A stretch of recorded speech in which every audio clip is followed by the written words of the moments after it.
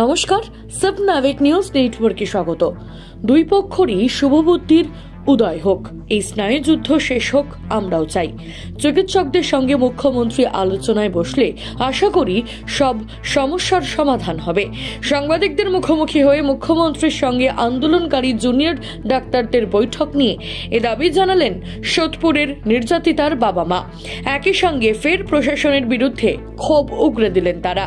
কি বললেন সাংবাদিকদের মুখোমুখি হয়ে, চলুন শুনবো। থেকে আমরা যেটুকু আমাদের সাধারণ বুদ্ধি যেটুকু আমরা বুঝতে পেরেছিলাম প্রথম 12টা 10 মিনিট ওখানে ঢোকার পরে, সেটাই সিবিআই সেটাকে দেখেছে এবং সেইভাবে বিচার করে তাদের অ্যারেস্ট করেছে।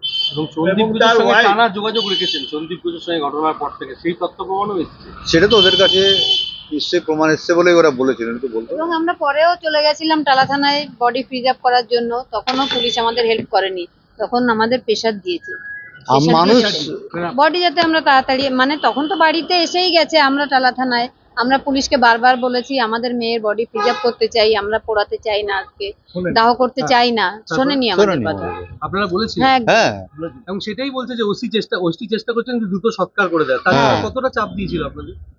চাপ 200-300 পুলিশ আমাদের বাড়ির এখানে, 300 পুলিশের সঙ্গে আমরা 2-3টে লোক কি করব? 200-300 পুলিশের সঙ্গে আমরা আমাদের বাড়ির পাশের একজন ছিলেন, আমাদের ড্রাইভার ছিল, আমরা 4 জন ছিলাম। মেন্টাল বিষয় সৃষ্টি করে কেন সেটা তো ওরাই ভালো বলতে পারবে। ওদের কি উদ্দেশ্য ছিল এখনো তো সেটা উদ্দেশ্য তো পরিষ্কার হয়নি।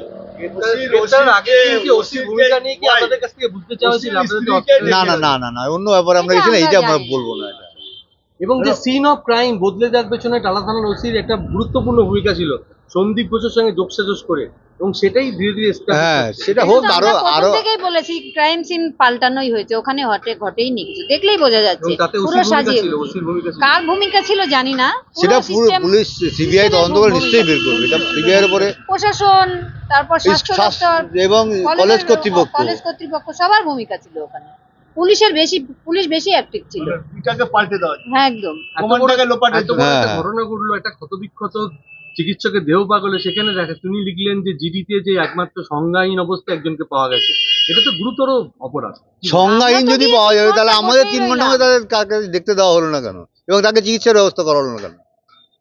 আমাদের এই প্রশ্ন থাকবে। তখন উনি তো সেইভাবেই জিডি করেছেন, তখন আমাদের এই প্রশ্নটাই থাকবে।